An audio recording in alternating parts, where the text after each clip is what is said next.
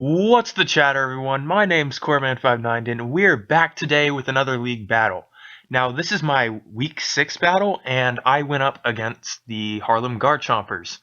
Now, I did have something pre-recorded for this before, but it got deleted beforehand, so I'm just gonna act like I didn't battle him or something like that, and then I'll hop into the replay and go into a recap of what the battle did and what happened in it, and I'm going to go over his team, and then I'm going to go over the stuff I brought. So yeah, let's just go ahead and hop right into it. So first, we have SwaggyPichu's team right here. I'll leave his channel in the description below if you would like to check him out. I highly recommend it. But first, I'm going to go over his team. So what we have here is his drafted team, and we are going to see what he might bring with it. Alright, so first things we can go ahead and sort out on what he isn't bringing. He isn't bringing Entei because I have Rain, and that would just probably be a waste of a slot. And he isn't bringing Lucario because of Mega Swampert. Now, Jirachi might not come either because Mega Swampert can also take it down pretty well. And Lickitung, because that would just be another waste of slot. Gourgeist L is a maybe. It might be coming, but something about it just tells me, yeah, he probably won't bring it. Now, the reason he could bring Gourgeist L is because that stops Mega Swampert in its tracks, since Gourgeist XL is a grass type and it gets stab grass, and I can't power up punch it and set up. So it's a really great counter to Mega Swampert, unless I'm not set up already. If I'm at 1.5 attack, an Ice Punch kills it, so we're not really worried about that. So he might bring it. Now, the things he might bring are Clefable, Pidgeot, Nidoking, Gligar, or Ariados, because these are hazard stackers, and my team is very weak to hazards, but after the video is over, I actually have an announcement to make that will actually probably fix that. But we have these two guys right here. They're probably going to be bringing some type of hazards to stop me or anything like that. But I feel like if I can get the ball rolling, then he won't be able to stack the hazards, and it really won't matter in the late game. So it's really good. Now, I am really scared of that Clefable, because Clefable can come in, Calm Mind set up, and sweep. And it also hard counters my things that set up on him, because Clefable gets the unaware ability. So it's going to be really interesting to see how that matches up. Now, I actually have an answer for that on my team on hold, and everything else he has that can set up and win. So I'll get into that later, though. So right now he is, I want to say he was 3-2 whenever he went up against me, but yeah, this record isn't updated because this has been like changed. He like lost once and then lost, like the person who came in before him lost once, and then he lost to Survive, and he's then getting ready to go up against me. He beat Clumsy last week, but when he went up against me, yeah. So we're going to jump into my team, and I'll let you guys see what I brought, because I feel like I prepped very well for him. Alright, jumping into Showdown, we have Politoed, Swampert, Articuno, Chatot, Metagross, and Salamence. I'm going to go into why you keep seeing the same 5 like every week, and you're like, no, dude, you need to bring something else. Well, here's the thing. With Politoed, it's almost a given that Mega Swampert's coming. And then Waffles and Salamence pop out really well together. Because weak to fairies, handles that. Weak to everything else that he can't cover, handles that. So these two really balance off of each other well. So for the most part, you're definitely going to see this. And about Chatot, guys, you know I have to bring Chatot. It's the mascot, and it can pull off a lot of sweeps. And plus, I want to give it a good name for MVP contention, too. So there's that. I like how it works. Like, you bring the same 5, like, every single time, they get some job done, and then you bring that one filler in for whatever the team you're going up against this week. It may seem stale, but it works very well. So off of that little tangent, I'm just going to go into why I brought this. So, Politoed. Politoed, although it's doing horrible this season, is actually proving to be very well with its bulk and clutch, and it can actually do things in rain with Scald, and it can get rid of hazards, oh, not get rid of hazards, get rid of stats with Haze, keep the rain going with Rest, and then Ice Beam for coverage. It's very, very strong, and it just because he relies on Mega Swampert doesn't mean he can get work done. I actually brought Physical Politoed, and it would have swept the team if I would have brought a stronger move than Brick Break, but that was just my problem. Now, what also bounced off of this really well is, like you said, or like I said, Mega Swampert. He can come in, get 140 base speed after rain's up, and then he can just sweep with Power Up Punch, Waterfall, Ice Punch, and Earthquake. I would tell you, I don't want him punching me, because that would suck. Especially after he punches you twice with Power Up Punch. Then the game is officially over, because you cannot live that. It's just... his attack is 150. It's so strong. Like, you won't even see what hits you. Alright, now next to that, I was thinking, I want a good special tank. He doesn't really have a lot of rock users, so I want to bring Articuno. Now, interesting thing about Articuno, it has one of the worst typings, but it's one of the best defensive types out of the 3 bird trio, so it can get things done really well. What I like about it is it works very well with the rain. It can Hurricane, Ice Beam, Defog to get rid of all those hazards and the webs, because I know he's bringing one of them. He's either bringing the rocks or the webs, and Articuno handles both of them. Since Gligar is ground flying, Ice Beam can one-hit KO it, or if he brings Ariados, I'm a flying type, so I ignore the webs, and then I can just defog them away. So, yeah, I like how Articuno works in this fight, and I'm glad it gets to come back and showcase itself some more, because it only appeared like 1 week. So I was really glad it got to come back. Now, next to that, we have the leader of the team, Chatot. Chatot can easily blow up and just do unexpected things. Let's hop back into week 2. That was a 6-0 sweep that nobody saw coming. Chatot took 6 kills, got the first 6-0 of the season on its first debut. It hasn't done much since then, but I feel like one of these upcoming battles, it's going to get like 5 kills or something like that. So I can't wait to see what this thing has down in store on the road. Of course, I had to make it shiny since it's one of the MVP contenders right now. And yeah, I'm just going to tell you what it does. So you know the unique set I have here. Now, I wanted to go into something. You probably wonder, where's Keen Eye? Isn't that like its main ability? I actually was being funny here.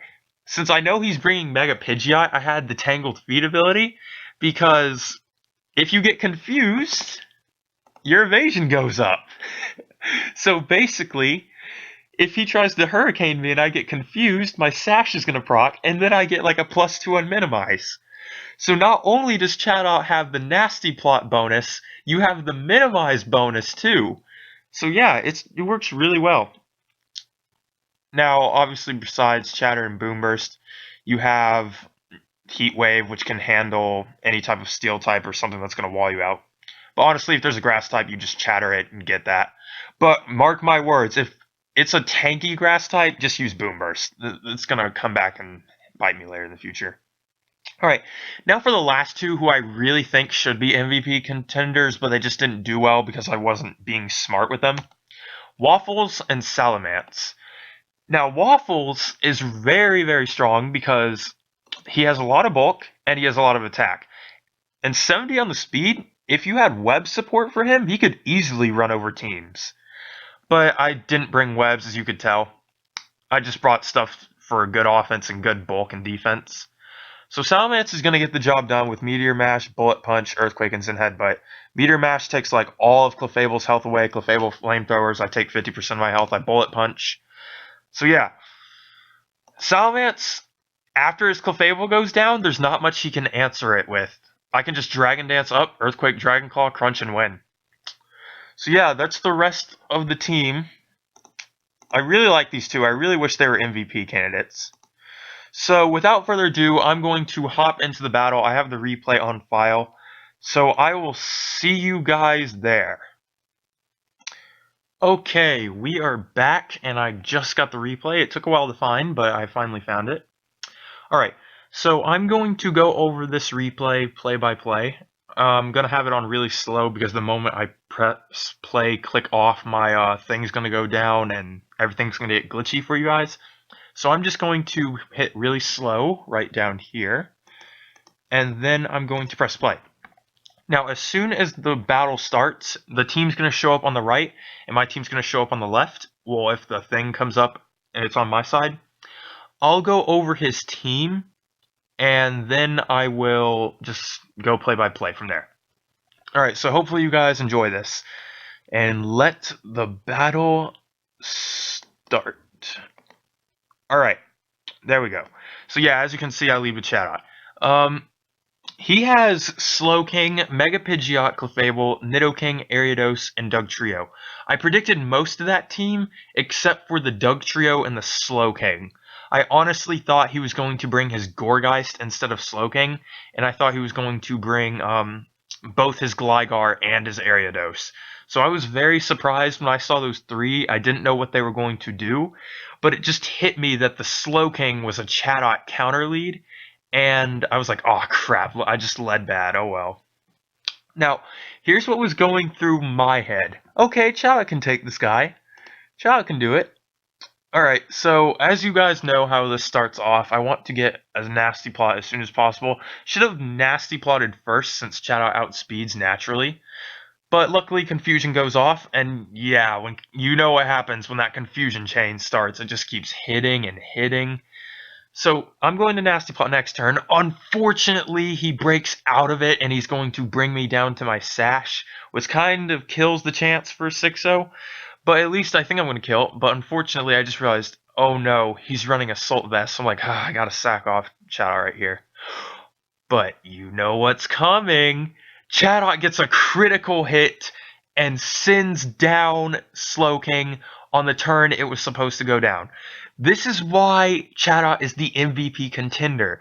You think it's gone, but it just rears up and just kills whatever you're planning against it. So his Dugtrio is going to Sucker Punch, getting rid of it. Chatot gets its 10th kill this season, boosting it into even farther for MVP contention. And Politoed is going to come out. Now, I had Politoed here. I knew he had Arena Trap, but I was like, you know, there's no way this Dugtrio is taking a Scald from Politoed, so he's going to switch out. I predict the switch, and I go for Scald anyway, since it hits everything on his team pretty well. And he's going to send his Clefable. Now, I was just getting ready to see this thing eat Scald, but then I forgot. Rain's up, and Scald hits for nearly more than half. And I'm like, oh my god, one more Scald. Clefable's done. So I literally Scald again. He knew he made a mistake, and he switched out to go into his Mega Pidgeot so he could try and keep his Clefable alive.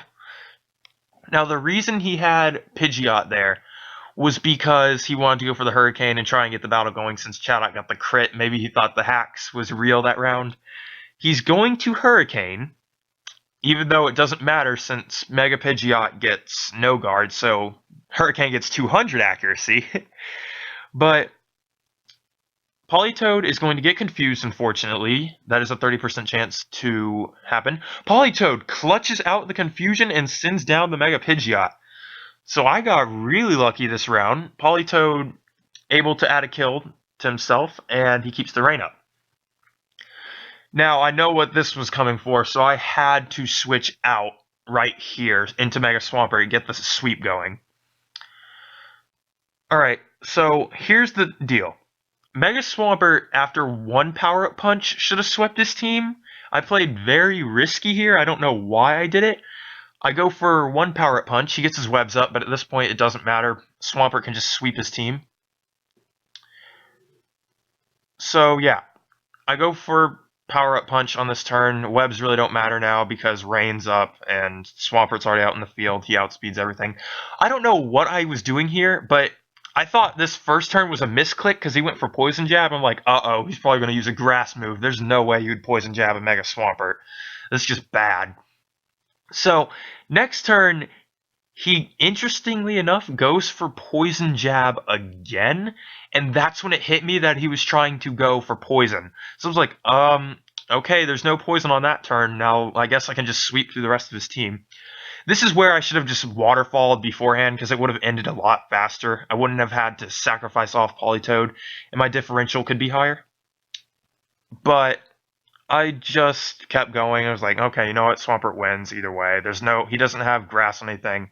I outspeed Clefable. I outspeed Dugtrio. I outspeed Nidoking, so I'm good. So yeah, now Swampert is jumping into the MVP race along with Chatot, so I'm really glad about that. That Chatot isn't the only one contending for MVP anymore, and I actually have someone who's been pretty consistent. Before I went up against Eric, who was, I believe, week 4. Yeah, Eric was week 4. Swampert had 4 kills in that match too, so he's actually on paper doing better than Chatot. But I think Chatot has something special about it too, because it has those clutch crits and all those something. Oh, wait, Drew, if you're watching this, this is for you. Clutch my. Yeah, it's a running joke in the league if you guys don't know. Anyway, yeah, Swampert's doing really good. He's going to take out the Dugtrio. He should have went into Nidoking because Nidoking would have outsped Mega Swampert, and it would have put more pressure on me to switch into Politoed. But unfortunately, that isn't the case. So now I literally can just switch out, sacrifice off Politoed, and I win the game. So GG SwaggyPichu. Now, what I really didn't understand about this battle is how quickly it ended. I mean, I think it was 15 turns on average, but it just ended quickly. I was expecting like a stall war between Articuno and his Clefable, because Clefable is a special attacker, Articuno is like a special wall, and then I imagine he'd have more counters for Mega Swampert because Politoed and Mega Swampert, if you don't have anything to stop that, it can literally just run over your team. Same for Chatot. Kudos to him for countering out the Chatot lead, because if he didn't have the lead counter for it, that could have easily turned into another 6-0, just like week 2. So if you don't prep for those main 2 things, it's really easy to get ran over. That's why I said before, I like to bring the same 5 Pokemon and then the one filler, like that one thing they don't expect. Week 5 was different because I wanted to try and bring an unorthodox team to try and end the 5-0 run he had going, but I just messed it up. Like, you guys can watch that video if you want to. I really don't want to go over it. I messed up bad. But yeah, good win on my part. That Chatter Confusion Hit crit lead is just so insane. Like, that's why I love Chatter. It's like, oh my goodness, it's going down this turn. And it just says no. It doesn't want to go down. And then you got Mega Swampert over here who can easily pick up right after it goes, because that Slowking was his win condition. And after Slowking went down, there wasn't really anything he could do. So, yeah, Chatter really, it's a lead that can cripple people. And if you guys haven't noticed, I'm 3-0 for how many times Chad's led. So does that mean I found the formula? Does that mean if I lead with Chad every single time, I'll go undefeated now? Well, I don't know. We're just going to have to find out. Hopefully you guys enjoyed this league battle. Leave a comment for me to see who you think is a better MVP contender, Mega Swampert or Chatot. I'd be interested to hear your guys' opinions on it.